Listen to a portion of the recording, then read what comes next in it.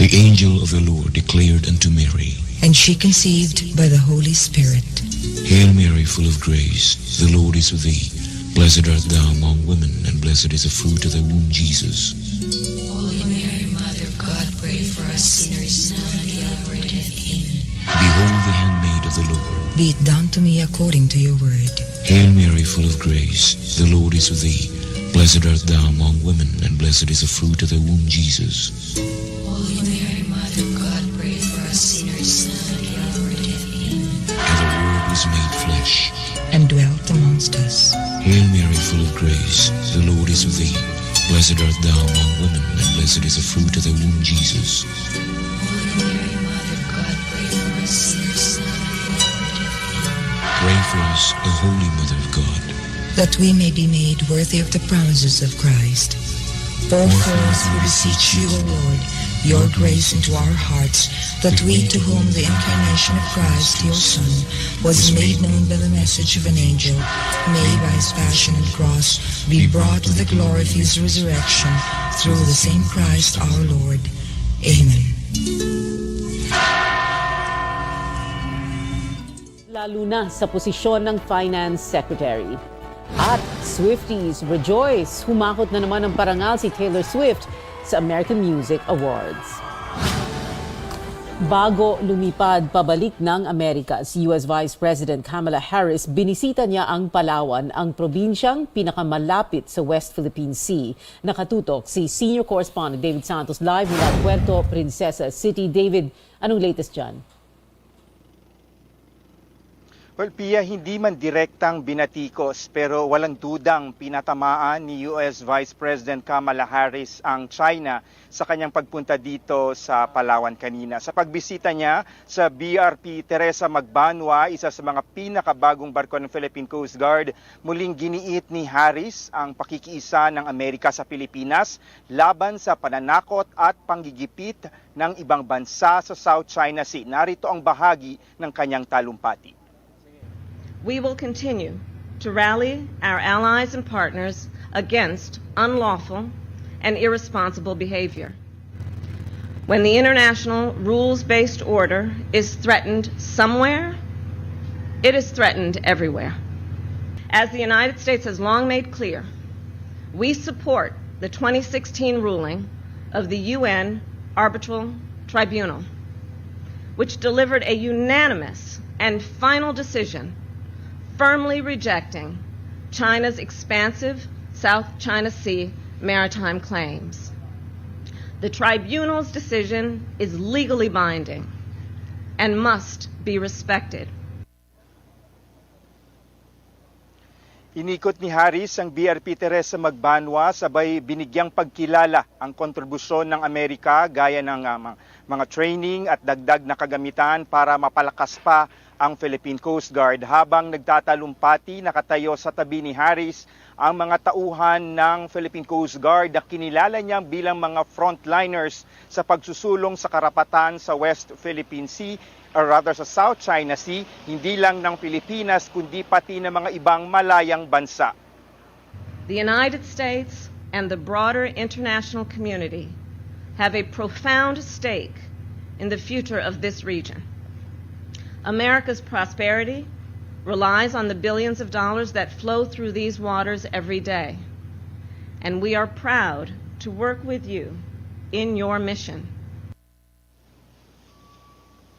Bago sumakay ng BRP Teresa Magbanwa, nakipagpulong muna si Harris sa mga residente at mangingisda sa isang fishing community dito sa Puerto Princesa City. Dito raw niya narinig yung mga kwento ng mga ordinaryong mamamayan kung paano nakakaapekto sa kanilang kabuhayan ang panghihimasok ng mga dayuhang barko sa karagatan ng Pilipinas. Kabilang na dito ang pangharas at pananakot, pag-ubos ng supply ng isda, pagdumi at paninira sa kalikasan. So this is how I see it.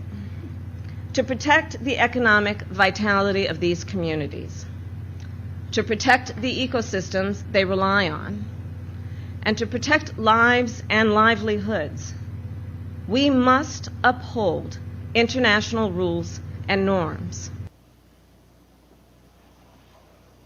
Alam mo, Pia, ang mensahe ni Harris ng pakikisa sa Pilipinas, binigay niya sakay ng barko na nasa aking likuran na ipinangalan sa isang bayaning Pilipinas sa ating kasaysayan na nakipaglaban noon sa mga dayuhang puwersa, kabilang na ang Estados Unidos. Pia. David, kahit hindi niya talaga binanggit ang China, no, napakaliwanag kung sino talaga yung pinatatamaan. So intinanggi na nga, David, ng Beijing yung mga ulat kaugnay ng insidente doon sa Pag-asa Island noong nakarang linggo. May sagot ba mga otoridad dyan sa Palawan ng Western Command halimbawa o ang Coast Guard? Well, Pia, tumanggi na ngang magkomento, no? Ang AFP Western Command na naglabas, yung unang naglabas ng ulat kaugnay sa komprontasyon umano ng mga tauhan ng Philippine Navy at Chinese Coast Guard noong linggo ng umaga na sa naging pahayag ng Chinese Embassy kahapon. Ayon kay Vice Admiral Alberto Carlos, sinabihan raw siya na tanging ang Office of the Press Secretary na lamang muna ang magsasalita kaugnay sa isyong ito. Ang provincial government naman ng Palawan ayaw na rin muna magkomento hanggat hindi pa ito nakakakuha ng kompletong detalye kung ano talaga yung nangyari. Narito ang pahayag ni Palawan Governor Denny Socrates.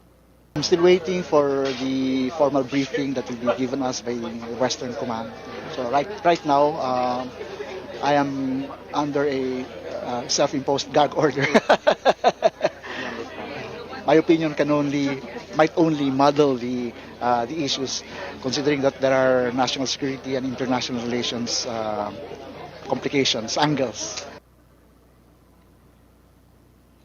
Patuloy naman ang pagsasagawa ng karagdagang investigasyon ng AFP Western Command at isusumite raw nila ito, yung kanilang report, maaring bukas sa Malacanang, Pia. David Santos nag-uulat ng live mula Puerto Princesa, Palawan. Sa pangako namang paigtingin pa ng Amerika ang seguridad ng Pilipinas, ano nga ba ang implikasyon nito sa relasyon ng bansa sa China at sa US, lalo pa ngayong umiiral ang tensyon sa West Philippine Sea? Ang sagot ng mga eksperto sa report ni Carrie Cater. Mas malakas na seguridad para sa Pilipinas mula sa Estados Unidos. Isa ito sa mga pangako ni US Vice President Harris kay Pangulong Marcos sa kanyang pagbisita sa bansa. Bilang hakbang, balak ng Washington na dagdagan pa ang kanilang mga base sa Zambales, Cagayan, Isabela at Palawan, mga lugar na nakaposisyon sa harap ng superpower na China, Taiwan at maging sa Korean Peninsula.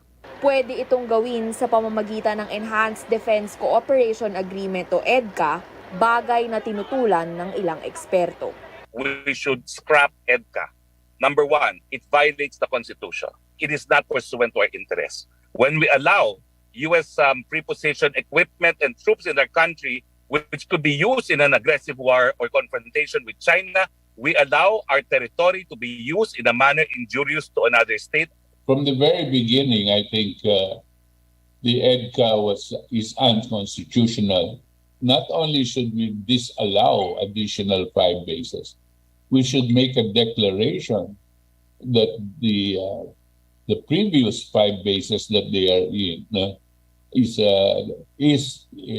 unconstitutional and is an attack on our sovereignty. Naisakatuparan ng EDCA para sa implementasyon ng Mutual Defense Treaty o MDT ng US at Pilipinas.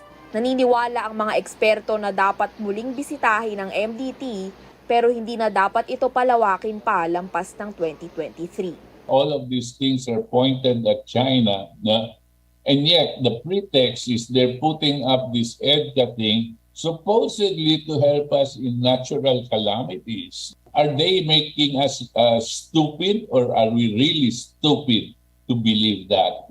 Under the MDT, an attack on Philippine forces will be considered as an attack on the U.S. If the attack comes from the U.S., what do? Are we involved? We have to revisit the MDT just to make sure that it remains a defense alliance. Sa ngayon, tama lang daw na panatilihin muna ng Pangulo ang MDT para hindi magkaproblema sa US. Pero kampante ang mga eksperto na hindi gagawa ang Amerika ng hakbang para lalong mapalapit ang Pilipinas sa China pati na sa Russia. Para kay geopolitical expert Butch Valdez, mahalagang ideklara ng Maynila ang sovereignty nito sa Beijing at Washington. Dapat daw malinaw na ayaw nitong magpagamit at maipit sa gulo sa pagitan ng dalawang superpower. We should stop playing games. We have to assert our sovereignty and tell the people like the United States that their warships and war material are not welcome here in the Philippines. Give the same kind of warning to China. Iginiit din ng mga eksperto na hindi sapat ang katayuan ni Pangulong Marcos na quote, friend to all, enemy to none. Dapat daw ay may kaakibat itong aksyon, lalo na sa nagpapatuloy na tensyon sa South China Sea. Carrie Cator, CNN Philippines. Hati naman ang reaksyon ng mga eksperto sa planong civil nuclear cooperation deal ng Manila at Washington. Para kay Roque, isa lang itong show of force ng US sa mga kakompetensya nito sa nuclear energy na South Korea at France. Kung matuloy ang kasunduan ang magsisilbing legal basis para sa pag-export ng US ng nuclear equipment at materials sa Pilipinas. Naniniwala naman si Valdez na may kinalaman pa rin ito sa pagpapalakas ng EDCA.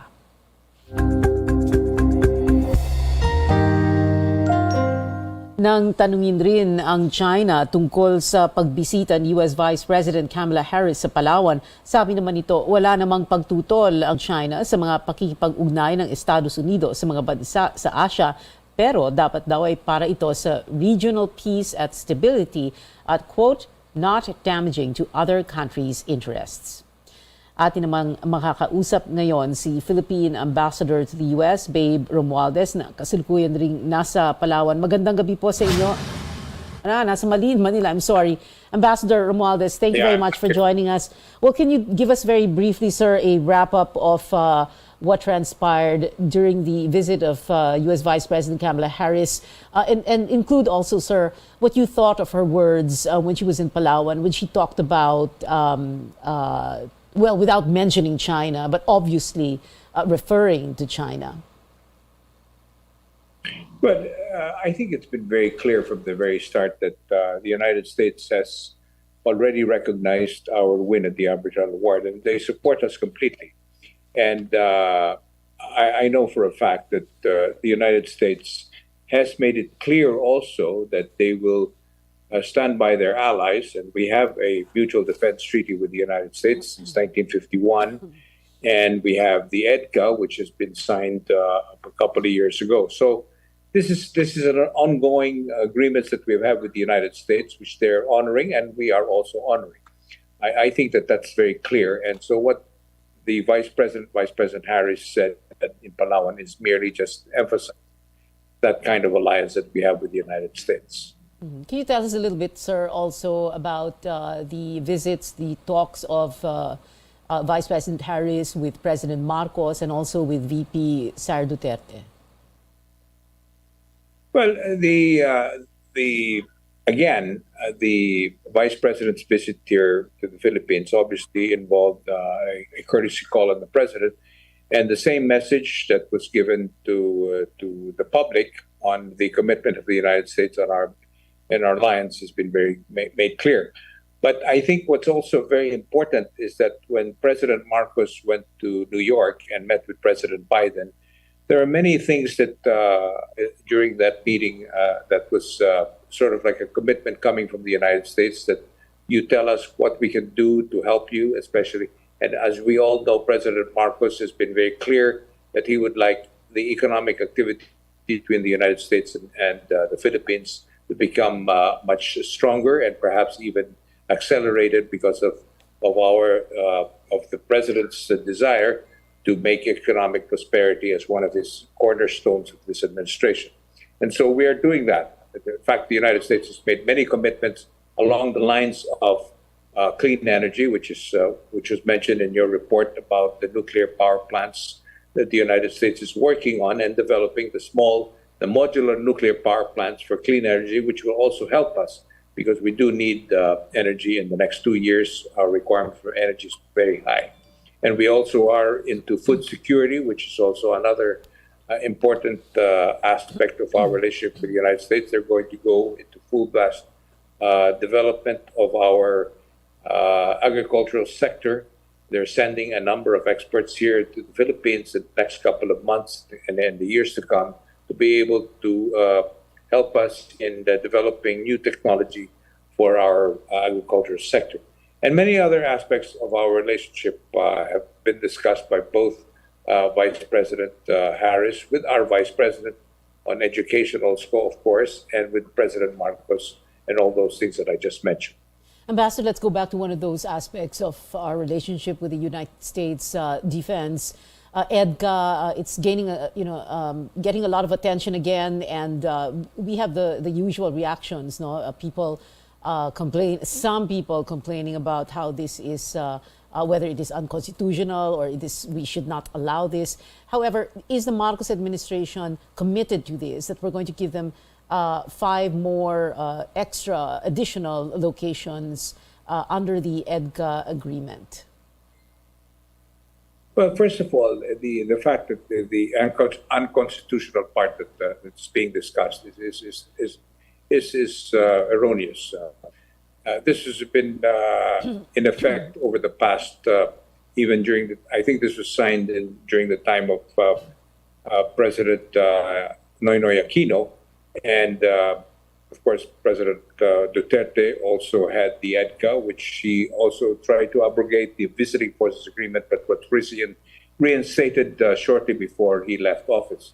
And so President Marcos is just continuing the agreements that have been signed long before he became president.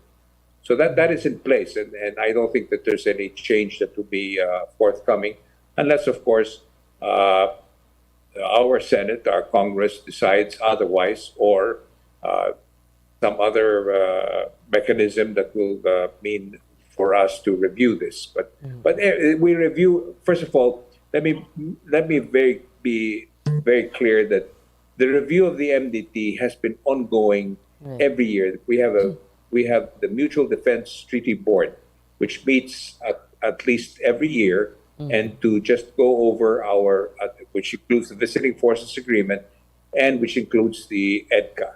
All of this is being reviewed by our armed forces together with the armed forces of the United States, and all the issues surrounding this to improve it or to change some of the things, the aspects of this agreement, come into that particular board or the meeting that takes place. We also have the bilateral strategic dialogue, which will take place here in Manila early next year, where all of these things again are going to be discussed to be able to complete our whole aspect of the agreement that we have, not only on our security, but also, again, on our economic part of it. And finally, Ambassador, I just want to ask you also about this incident at Pag-asa Island. Of course, Beijing denies that it ever took place.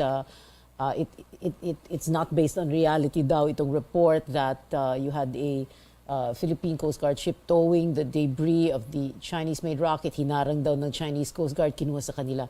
Hindi daw totoo. How do we look at that? How do you look at that? Well, definitely I think the instructions of the President was to look into it. This is not the first time it has happened, that there's been a missile that was fired and the debris fell into our shores.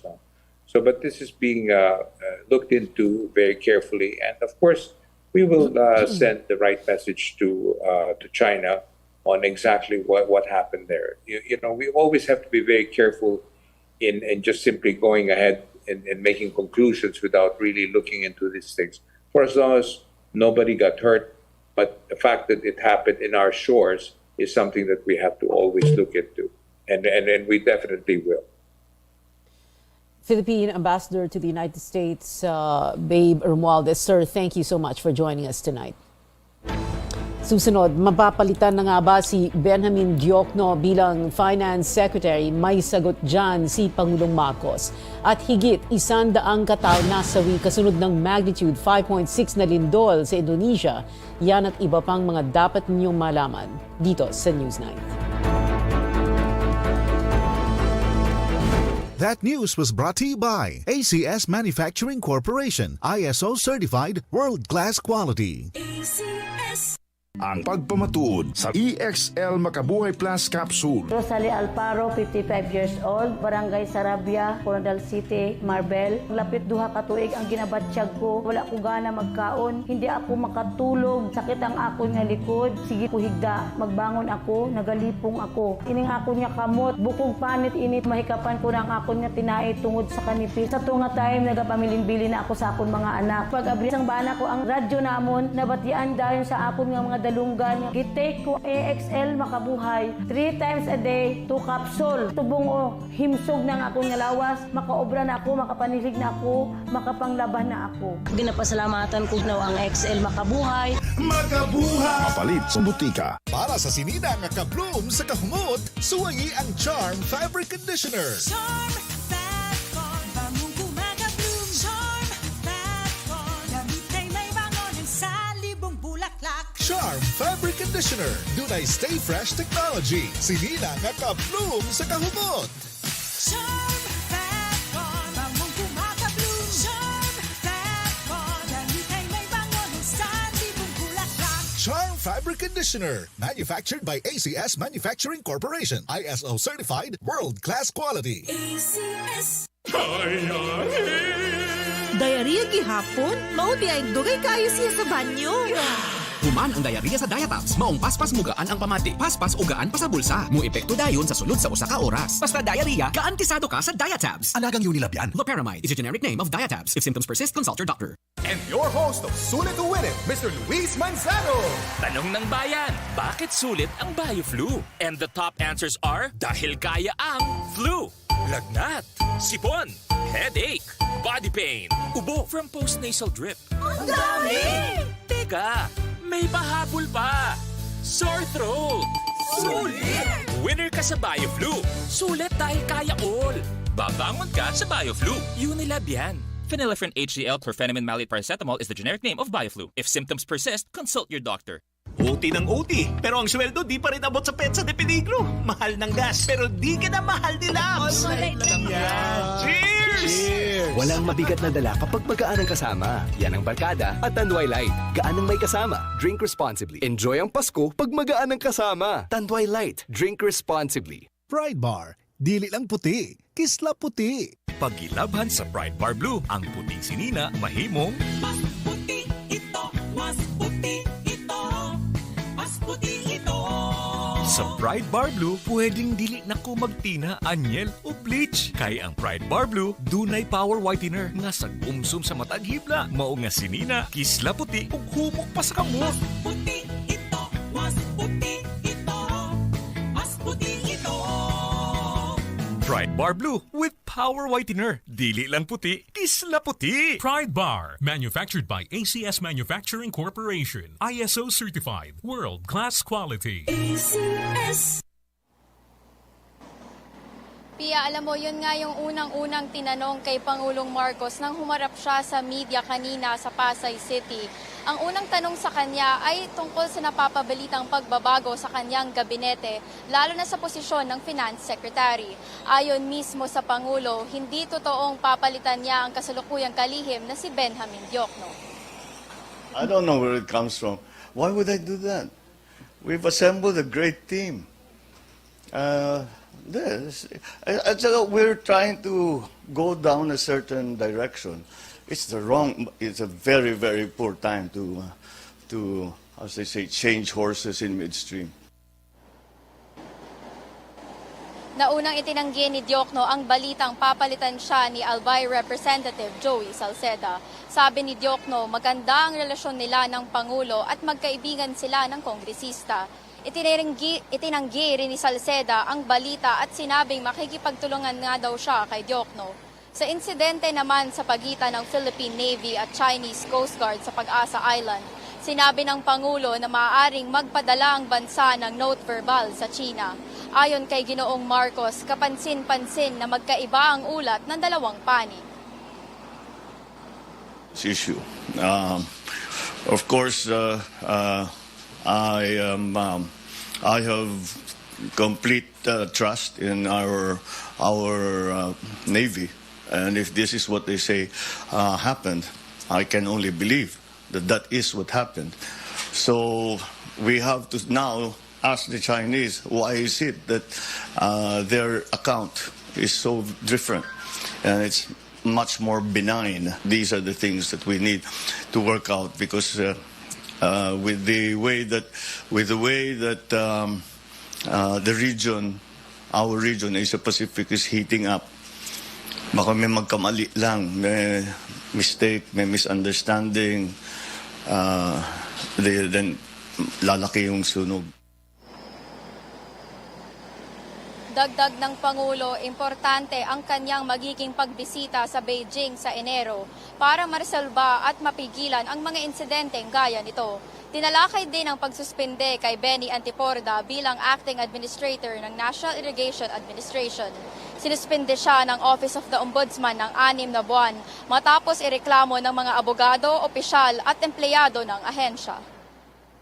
Happened all when I was away. So I've asked them to give me the background on what happened. Yeah, but the function of the NIA is not going to change. In fact, I suppose parang if there was that conflict inside the agency, baka ngayon na wala yan, baka mas gumanda pa ang takbo. Tiniyak ng Pangulo na hindi maaapektuhan ang takbo ng ahensya dahil di umano'y marami namang marunong na opisyal doon. Pia? Paige, kaya nyo nakausap si Pangulong Marcos dahil humarap siya sa tauhan ng Career Executive Service, no? So ano naman yung natalakay niya sa mensahe sa kanila?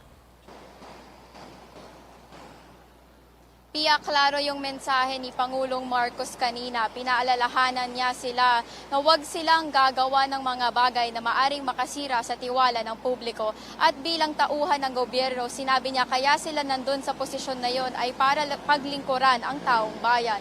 Giniit din ni Marcos ang kahalagahan ng digitalization sa gobyerno, lalo na sa post-pandemic economy.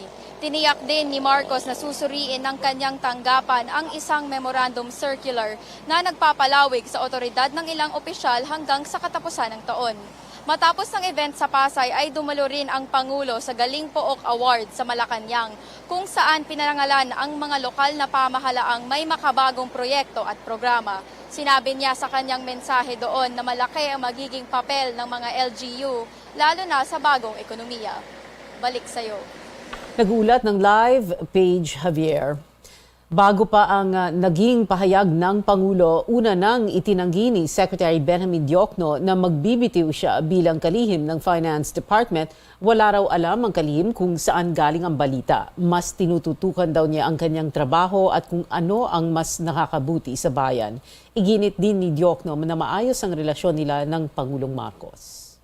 I don't know where this is coming from, right? I'm old enough in this game to even bother about this. Okay, I just work non-stop, unceasingly to do my job, and I always think of what's the greatest good for the greatest number. Okay, para sa bayan. Naglabas din ng sariling pahayag si Albay Congressman Joey Salceda na napapabalitang papalit kay Diokno. Sinabi ng mambabatas na hindi siya interesado na maging kalihim ng Finance Department. Kontento na raw siya na sa Kongreso siya maka-impluwensya sa fiscal policy. Pinabulaanan din niya na may natanggap siyang alok ng posisyon kay Pangulong Marcos. Kaibigan din daw ni Salceda si Diokno, kaya malamang na pagtatawanan na lang daw nila ang balita sa kanilang pagkikita. Hindi pa rin nakalusot sa Commission on Appointments si Social Welfare Secretary Erwin Tulfo. Naunggat kasi ang conviction niya sa 4 na kaso ng libel noong siya ay isang mamamahayag. Posible raw kasing makaapekto ito sa kanyang tungkulin dahil ito ay matituring na crime of moral turpitude. Natanong din ang kalihim sa kanyang citizenship. Naglingkod kasi siya sa US Army mula 1988 hanggang 1992. Hiniling niyang sagutin na lang ito sa isang executive session. Maging ang pagkakaroon niya ng mga anak sa iba't ibang babae ay naungkat din dahil sa dami ng tanong ay na-move muna ang petsa ng deliberasyon ng appointment ni Tulfo. You know, we make mistakes when we are young. I mean, come on now. I mean, we're in the media. Nobody's perfect, you know. I mean, but we make mistakes, right? But what is important is you do what you have to do. You take care of your children. wherever they are, whoever they are. If it's your child, then you do what you must do to support them, to feed them, clothe them, send them to school. And most of them are professionals now. And we communicate, including the moms. That's what you want to hear. Pinatututukan ni Pangulong Marcos sa mga small-scale mining operations sa bansa. Kailangan daw bantayan ng DENR ang safety at health programs. Karamihan daw kasi sa mga maliliit na minahan ay iligal ang operasyon. Dahil dito, wala man lang silang proteksyon.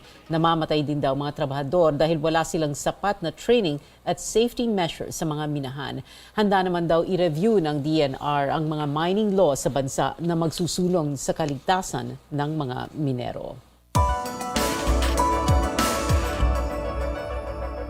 Balita sa ibayong dagat, hindi bababa sa 162 ang patay kasunod ng magnitude 5.6 na lindol sa Indonesia. Ayon sa West Java Governor, higit 300 katao ang sugatan habang nasa 13,000 naman ang inilikas. Sa tala ng US Geological Survey, tumama ang lindol na may 10-kilometer depth sa Cianjur region. Wala namang naging banta ng tsunami.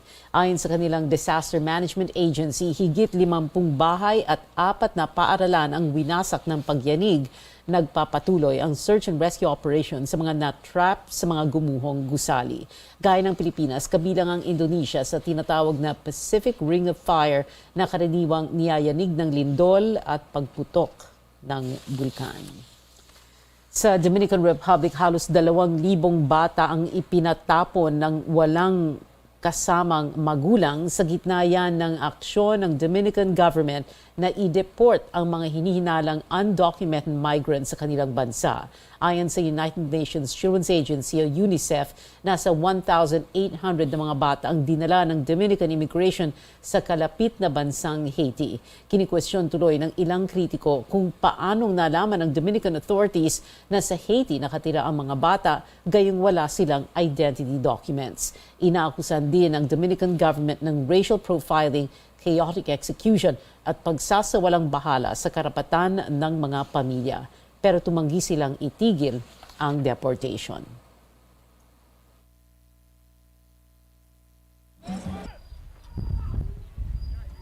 Sa Amerika, naibenta ang ilang love letters ni American singer-songwriter Bob Dylan sa halagang $669,000 o tumataginting na 38 million pesos. Ayon sa RR Auction, 44 na sulat ang ipinadala ng binatang si Bob sa kanyang nobya na si Barbara Ann Hewitt. Isinulat dito ng singer ang kanyang mga pangarap sa pag-awit at ang nararamdaman kay Barbara. Na kay Barbara pa rin ang mga sulat hanggang sa mamatay siya noong 2020. Ilan sa mga sikat na awitin ni Bob ang Like a Rolling Stone at Mr. Tambourine Man. Abangan kaso laban kay suspendidong Bucor Chief Gerald Bantag at mga akusado sa pagpatay sa broadcaster na si Percy Lapid didinggin na bukas. At handa na nga ba ang Pilipinas para sa same-sex marriage? Ang detalye sa pagbabalik ng Newsnight.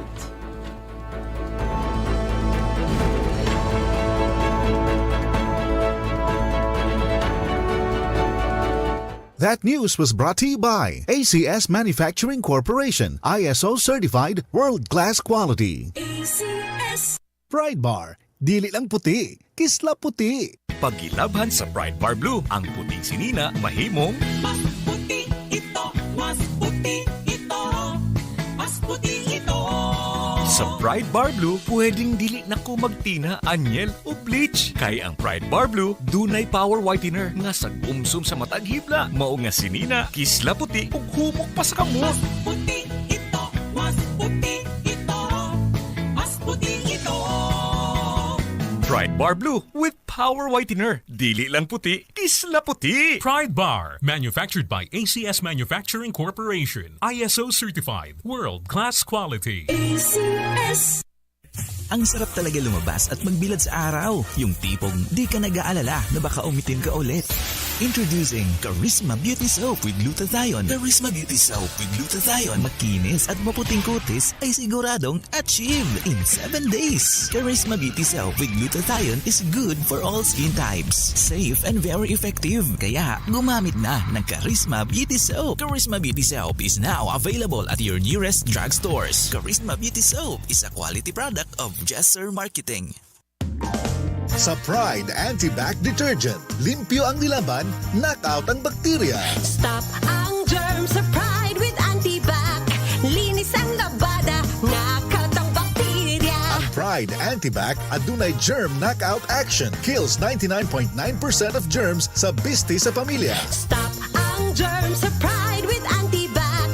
Linis ang labada, knockout ang bakterya. Pride Anti-Bac Detergent. Manufactured by ACS Manufacturing Corporation. ISO certified, world-class quality. ACS. Sa panahon ngayon, kau ba'y sigurado? Kau ba'y protektado? Ang pamilya ay i-shield mo. Laban sa bakterya, I-shield mo. laban ng pati virus, i-shield mo. Shield That Soap. Patay ang 99.9% of bacteria and virus tested. Bilib ang mga eksperto sa Philippine Nurses Association. Sa sakit protektado, I-shield mo. pamilya'y protektado, i-shield mo. Shield That Soap. Manufactured by ACS Manufacturing Corporation. ISO certified, world-class quality. ACS. Para di madaling masira ang ngipin ng pamilya, ngayon pa lang. Unique toothpaste for brushing every after kumain. Dahil ang unique toothpaste, may Max Protect formula.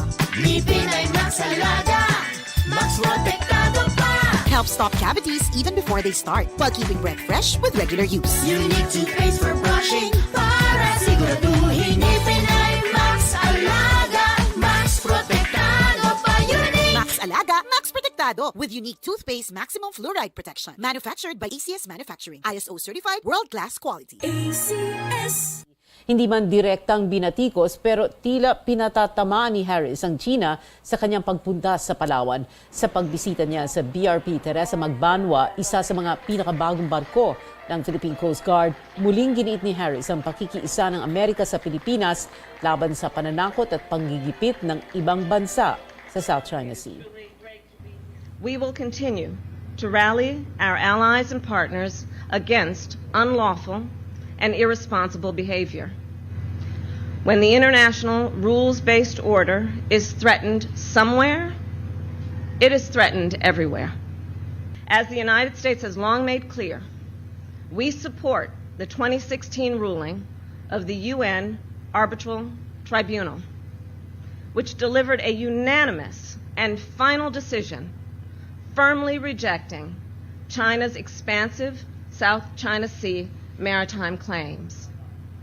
The tribunal's decision is legally binding and must be respected.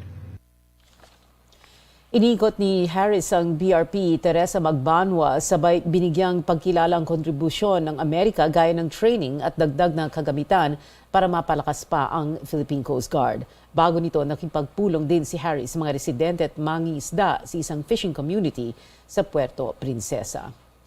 Pinabulaanan ng Chinese Embassy ang kwento ng militar ukol sa nangyaring tapatan ng tropa ng Philippine Navy at Chinese Coast Guard sa Pag-asa Island noong linggo.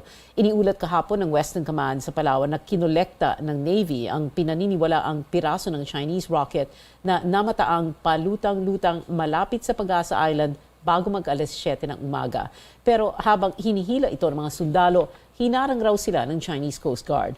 Nagkasigawan sa gitna ng dagat at saka pinilit daw ng Chinese Coast Guard na makuha ang debris.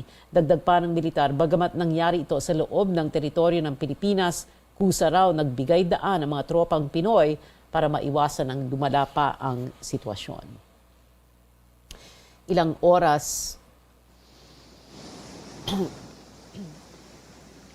oras matapos ang insidente, nakarinig naman ng sunod-sunod na pagsabog ang mga nasa Pag-asa Island, pero kinukumpirma pa rin ng mga otoridad kung ano at kung saan ang pinanggalingan ng mga umano'y pagsabog.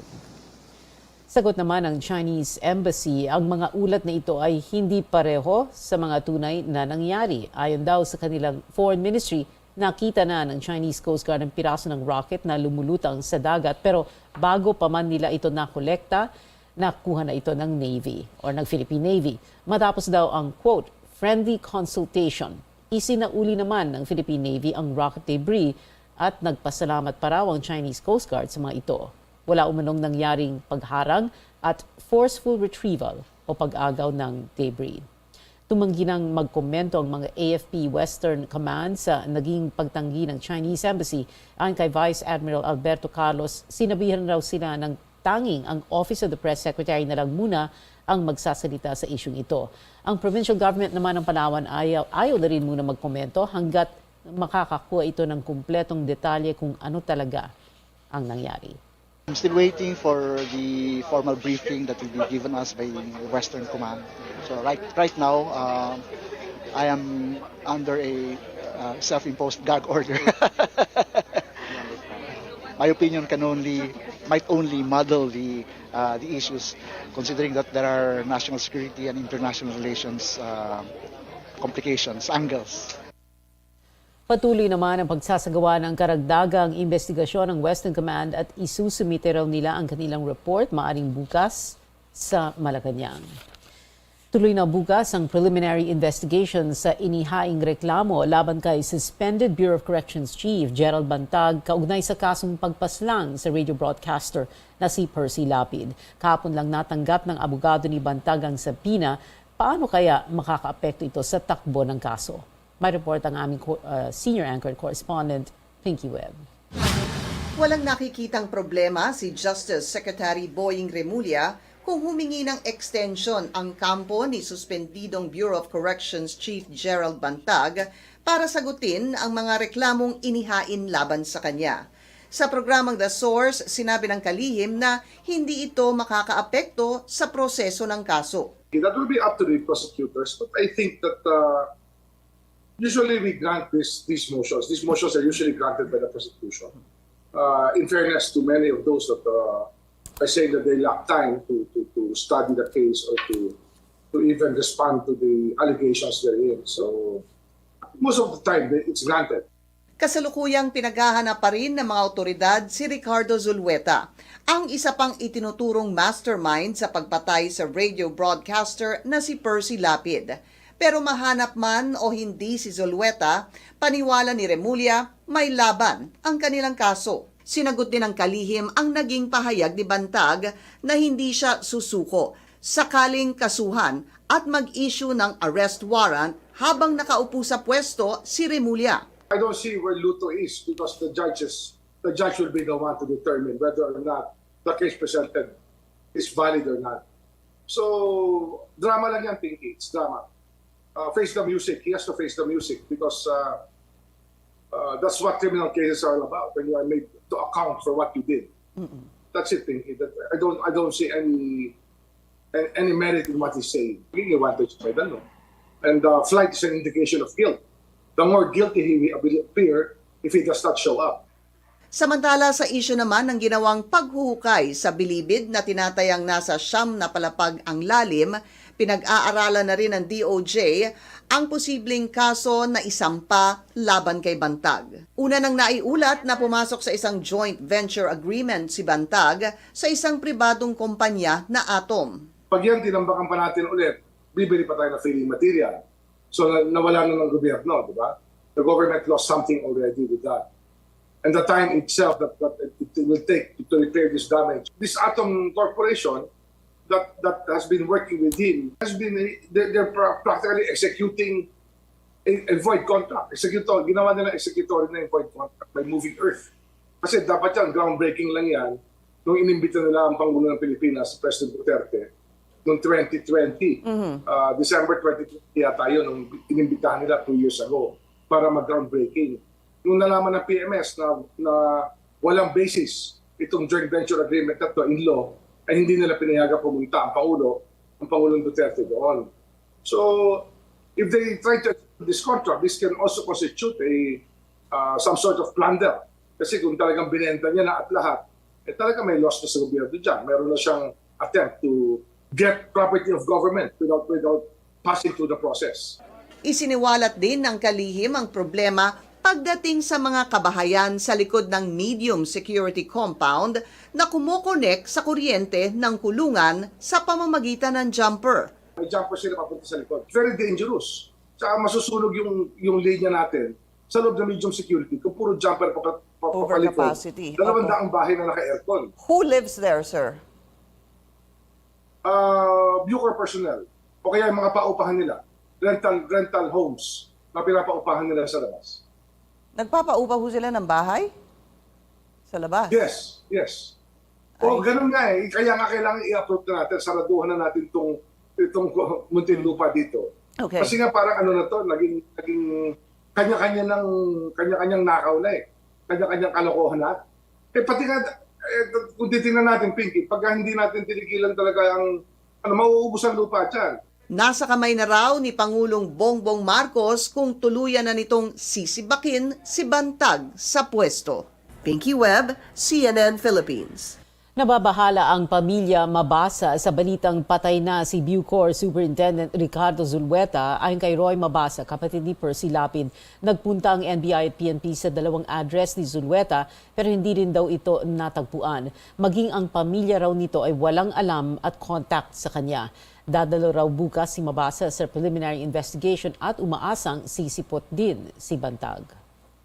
Napakalaking concern yan, hindi lang sa akin, kundi sa publiko. Kasi ina-expect ng publiko na lalabas ang katotohanan dito sa mga pahayag na ginawa ng mga gang leaders na idinadawit yung pangalan ni Ginoong Zulueta at ni Ginoong Bantag. Kung mawawala si Ginoong Zulueta, ay magkakaroon ng vacuum doon sa ginawang investigasyon, sapagkat madalas na nabanggit yung pangalan ni Ginoong Zulueta doon sa affidavits ng mga gang leaders. Hindi pa raw handa ang Pilipinas para sa same-sex union at sa pagpasa ng Sexual Orientation, Gender Identity and Expression o SOGI Bill. Ito ang iginiit ni Justice Secretary Remulla nang tanungin sa isang press briefing kahapon. Balabuan niya na maipasa ang ganitong batas sa Pilipinas kung saan karamihan ay Katoliko. And it's a matter of policy that whether we will accept it or not. And I think that we know as a country that we are not ready for that. That's the only thing that's sabi natin culturally, our values may conflict with many of the values that they want to impose upon us. Kaugnay ng balitang yan ay nagkasagutan ang religious at family-oriented groups at LGBT advocates sa pagdinig ng anti-discrimination bill sa House of Representatives kahapon. Umalma rin ang ilang human rights groups sa mga naging pahayag ni Justice Secretary Remulla sa ginanap na Universal Periodic Review sa Geneva, Switzerland. Iginit nila na taliwas sa sinabi ni Remulla, hindi umano sinisira ng civil society groups ang reputasyon ng Pilipinas sa international stage at handa daw silang makipagtulungan sa gobyerno para mapabuti ang kapasidad ng bansang matugunan ang human rights violations. Si Remulla ang kumatawan sa Pilipinas sa Universal Periodic Review na ginawa sa Geneva. Sa halos 300 rekomendasyon, 200 lang ang tinanggap ng Pilipinas. Kabilang sa mga hindi tinanggap ay ang issue ng same-sex marriage, abortion at divorce. Ang mga ito raw ayon kay Remulla ay may conflict sa kultura at relihiyon ng bansa. Yung hindi nila pagpayag na sumailalim ulit tayo sa Rome Statute or sa International Criminal Court, at yung hindi sila magko-cooperate sa ICC. Napakalaking manifestasyon yon na may impunity sa Pilipinas. Red tagging is a prelude to the killing. It lays down the premise of the killings and therefore that creates in itself impunity. Samantala, nanawagan ng dagdag sahod at seguridad sa trabaho ang ilang grupo ng manggagawa sa gobyerno, kabilang ang mga grupong kawani laban sa kontraktualisasyon at National Public Workers Congress sa mga umaapela ng dagdag sahod. Mungkahin nila ang nagawing 33,000 pesos ang minimum wage kada buwan ng isang manggagawa para makasabay sa patuloy na pagtaas ng mga bilihin. Hiling din nila na mula 2,000 ay itaas sa 5,000 pesos ang allowance ng mga nagtatrabaho sa gobyerno. Sa katapusan ng buwan, inaasahan ang mas malawakang pagmarcha ng mga grupo ng manggagawa para sa kanilang hinihiling na taas sa sweldo. Nitong Hunyo lamang, huling nagtaas ng minimum wage sa Metro Manila na nasa 570 pesos.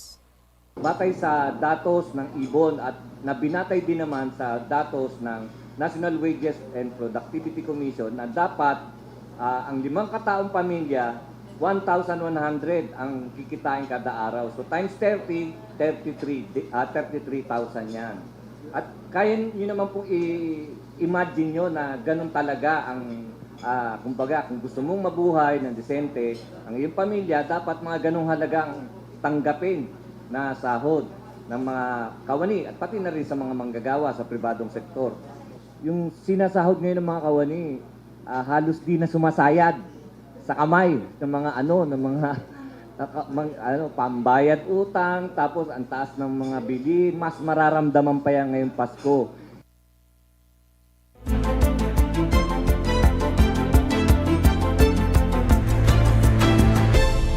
Hindi pa nakakabahala ang pagsipa ng mga kaso ng COVID-19 sa bansa. Ayon yan sa Health Department. Sabi ni Health Officer in Charge, Maria Rosario Vergere, nasa 100 kaso lang ang pagkakaiba ng daily case average kumpara sa nakaraang 2 linggo. Pero paalala ng DOH sa publiko, mag-ingat pa rin sa mga pagtitipon, lalo na ngayong Pasko at Bagong Taon. Kung tayo po ay nakakatanda, kung tayo po ay may ibang sakit, may comorbid conditions, kung tayo ay bata, buntis, hindi bakunado, alam natin na kailangan pag pupunta tayo dyan sa mga gatherings na yan, kailangan mask tayo, piliin natin magbabakuna bago magpastakasuhan para magprotektado tayo. Susunod, San Beda Red Lions at CSB Blazers nagharap para makapasok sa Final Four ng NCAA. At mga natitirang miyembro ng OPM legend na Apo Hiking Society may concert. Manatiling nakatutok dito lang sa CNN Philippines.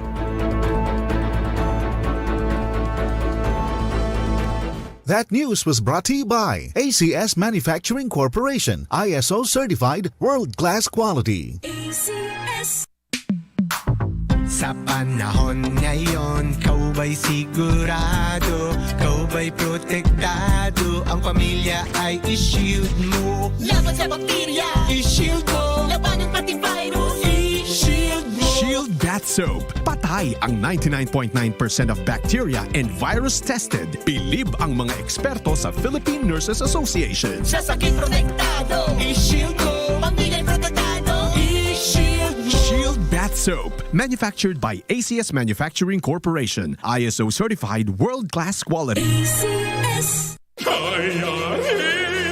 Diarrhea gihapon? Mauti ay dugay kayo siya sa banyo.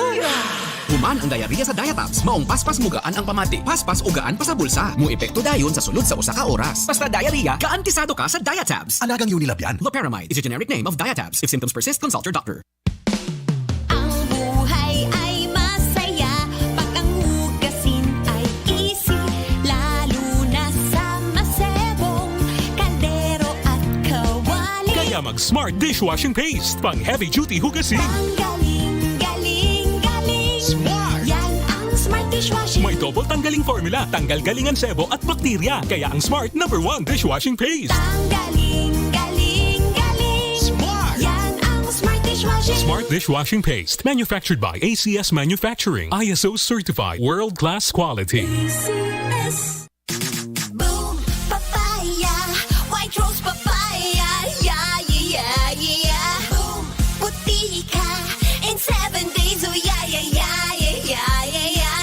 White rose papaya. New White Rose Papaya na ay double whitening sa papaya extracts and vitamin B3. Clinically proven yung makaputi in as early as 7 days with regular use. Boom, puti ka, white rose papaya, yeah, yeah, yeah, yeah, yeah. Papaya puti, papaya fast. White Rose Papaya with vitamin B3. Manufactured by ACS Manufacturing Corporation. ISO certified world-class quality. ACS. Para sa sinina nga ka-bloom sa kahungot, suwayi ang Charm Fabric Conditioner. Charm Fat Con, bangong kumaka-bloom. Charm Fat Con, damit ay may bangon ng salibong bulaklak. Charm Fabric Conditioner. Dunay Stay Fresh Technology. Sinina nga ka-bloom sa kahungot.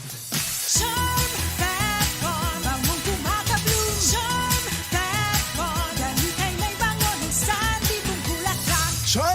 Conditioner. Manufactured by ACS Manufacturing Corporation. ISO certified, world-class quality. ACS. Matagal ng relasyon ng Pilipinas at Estados Unidos. Well, I think it's been very clear from the very start that the United States has already recognized our win at the Arbitral Award, and they support us completely.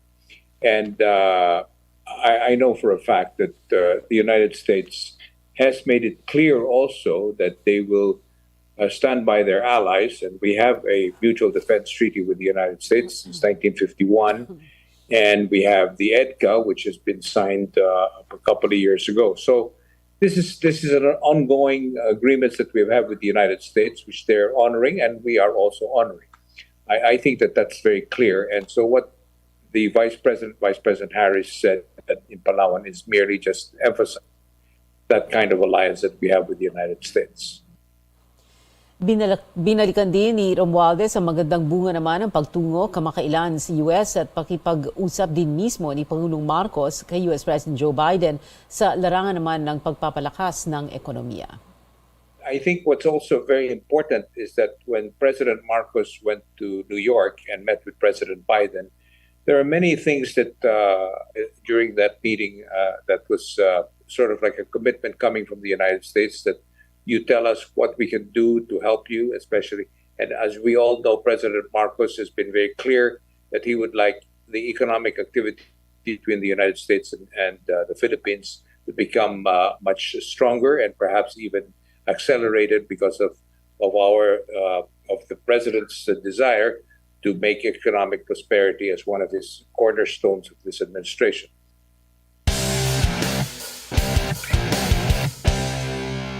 Nagtamo ng ankle injury ang tinaguriang The Saint na si Dwight Ramos sa laban ng Levanga Hokkaido kontra Kyoto Hanaris sa Japan B-League 2022-2023 season noong nakaraang linggo. 5 minuto na lang ang natitira sa fourth quarter nang magkaroon ng right ankle sprain si Ramos matapos mag-layup at bumagsak sa paa ng kalaban.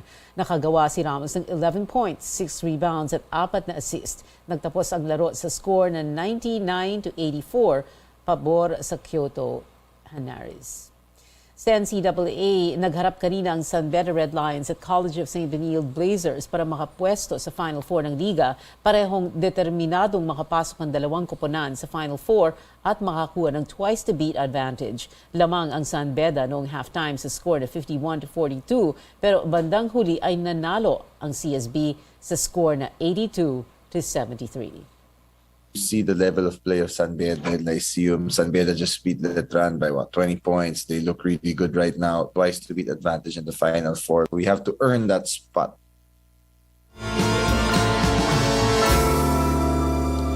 Sa entertainment, ang American singer na si Taylor Swift humakot ng parangal sa American Music Awards. Ang balitang yan at iba pang showbiz updates. Ihatid sa atin ni Sam Sadwani. Sam.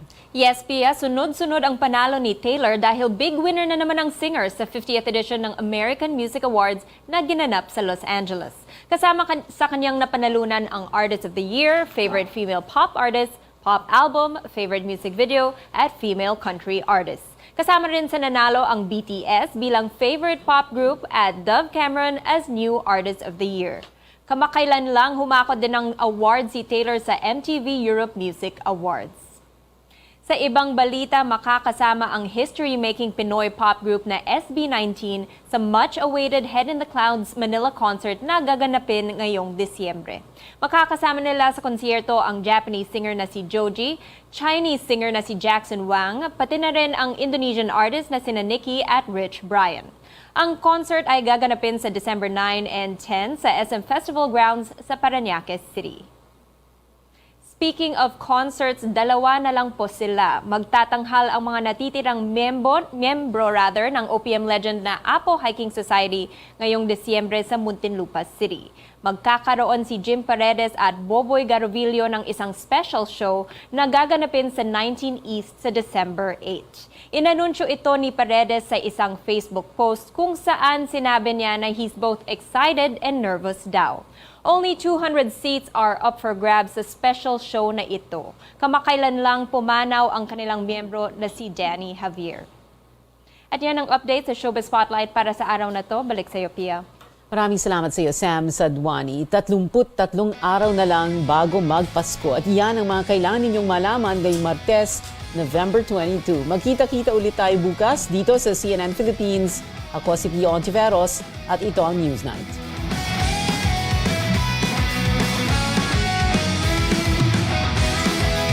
That news was brought to you by ACS Manufacturing Corporation, ISO certified, world-class quality. ACS. Para di madaling